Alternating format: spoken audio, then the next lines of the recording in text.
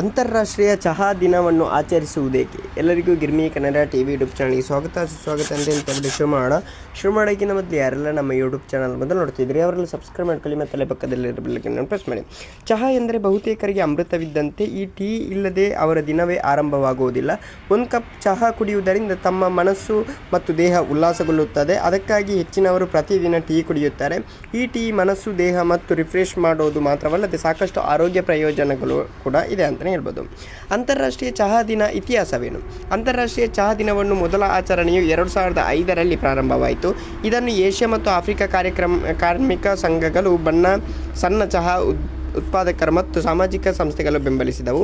ಚಹಾ ಉತ್ಪಾದಕರಿಗೆ ನ್ಯಾಯಯುತ ಬೆಲೆ ಮತ್ತು ಕಾರ್ಮಿಕರಿಗೆ ಜೀವನಮಟ್ಟ ಮತ್ತು ವೇತನಗಳ ಮಹತ್ವದ ಬಗ್ಗೆ ಜಾಗೃತಿ ಮೂಡಿಸುವುದು ಅವರ ಗುರಿಯಾಗಿತ್ತು ಅಂತಲೇ ಹೇಳಬಹುದು.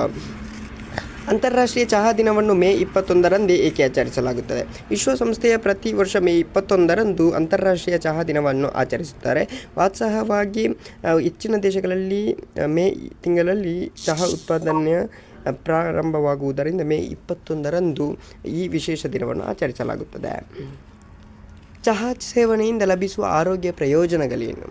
ಗ್ರೀನ್ ಟೀ ಆ್ಯಂಟಿ ಆಕ್ಸಿಡೆಂಟ್ ಪೋಷಕಾಂಶಗಳಿಂದ ಇದು ಆಸಿಡಿಟಿ, ಒತ್ತಡದಿಂದ ರಕ್ಷಿಸುತ್ತದೆ.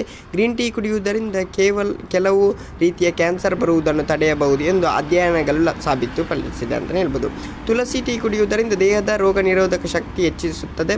ಅಲ್ಲದೆ ಇದು ಶೀತ, ಗಂಟಲು ನೋವು ಸಮಸ್ಯೆಗಳನ್ನು ನಿವಾರಿಸಲು ಸಹಕಾರಿಯಾಗಿದೆ ಅಂತಲೇ ಹೇಳ್ಬೋದು. ಟೀ ಕುಡಿಯುವುದರಿಂದ ದೇಹಕ್ಕೆ ವಿಶ್ರಾಂತಿ ಲಭಿಸುತ್ತದೆ. ಅಲ್ಲದೆ ಟೆನ್ಷನ್ ಆದಾಗ ಒಂದು ಕಪ್ ಟೀ ಕುಡಿಯುವುದರಿಂದ ಮನಸ್ಸು ನಿರಾಳವಾಗುತ್ತದೆ, ಒತ್ತಡ ಕಡಿಮೆಯಾಗುತ್ತದೆ ಅಂತಲೇ ಹೇಳಬಹುದು. ನಿಮ್ಮ ಪ್ರಕಾರ ನಿಮಗೆ ಏನೆಲ್ಲ ಲಾಭ ಉಂಟಂತ ಕಮೆಂಟ್ ಮೂಲಕ ತಿಳಿಸಿ ಅಂತ ಹೇಳ್ತಾ ಲವ್ ಯು ಸೋ ಮಚ್.